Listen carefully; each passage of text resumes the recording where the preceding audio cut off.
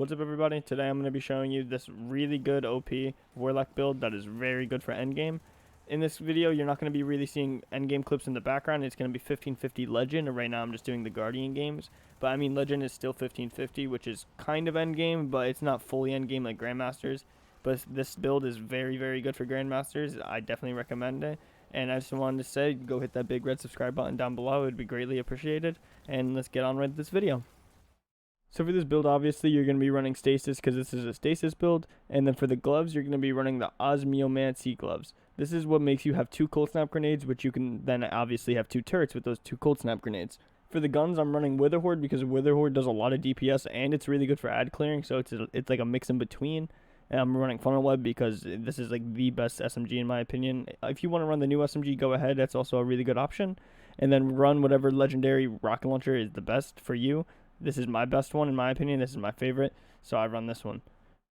So let's start off with the armor mods. For the helmet, I'm running double rocket launcher ammo finder because it's just really good to find that heavy ammo. For the rocket launchers, it's just so overpowered. You're always going to have heavy. It's so nice. For the glove, I'm running fastball and overload because just fastball is really nice. So I'm just going to be running fastball because Warlocks can barely throw grenades, so you might as well. So for the chest piece, I'm using double rocket launcher reserves because it's just really good. You have 9 rockets instead of 7. Just really good. Definitely recommend.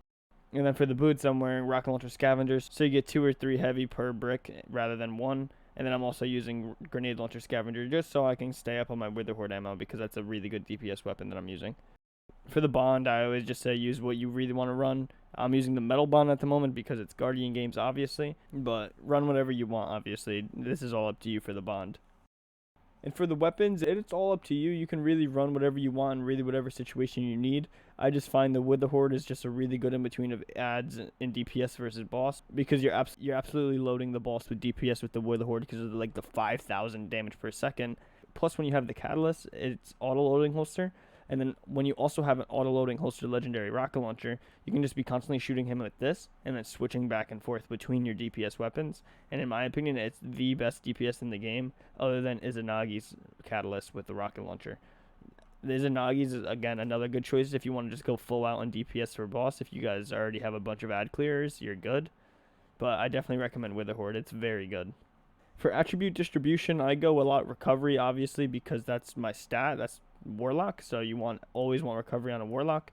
I'm also going discipline because you want a lot of charge in your grenade. I definitely recommend going discipline and recovery. It's really good. I sadly have a lot of mobility on this class at the moment because of these Osmiomancy gloves, so I definitely recommend trying to get a really good roll on recovery. These have literally 2 recoveries, so I definitely recommend getting a really good roll on this. If you want to see how to get these gloves really fast, check the top right here. So for the super, I'm running Healing Rift because Healing Rift is obviously better than Empowering Rift. Empowering Rift is just not good for PvE in my opinion, so I'm just not going to be running it. For the jump, I'm running Burst Glide because I like Burst Glide in my opinion. That's my favorite jump. I used to run Strafe, but I just prefer Burst Glide right now. There's only 1 melee. I'm using Cold Snap Grenades because that's how you use the Osmiomancy gloves, is the Cold Snap Grenades, which will give you 2 turrets. Speaking of turrets, my aspects, I'm using the Ice Flare Bolts because in my opinion there's just no other viable option, because when you kill somebody that's infected with Stasis, you'll send another spike of ice to another enemy, which will then freeze them, which will just keep on putting on that chain. So in my opinion there's no other viable choice than using Ice Flare Bolts. And then obviously if you're using turrets, you're going to need the Bleak Watcher because that's the Stasis aspect to use turrets. For the fragments, I'm using Whisperer Fissures just so when I kill somebody when they're infected with Stasis, the blast is a little bit bigger. And then I'm running Whisperer Chains only for the recovery because I'm a little bit down bad in recovery right now because my gloves at the moment only have 2 recovery. And I'm also using Whisperer Torment just so when I take damage I get grenade energy because, you know, more grenade energy the more turrets. More turrets, you know, the more people get frozen. It's just better, obviously.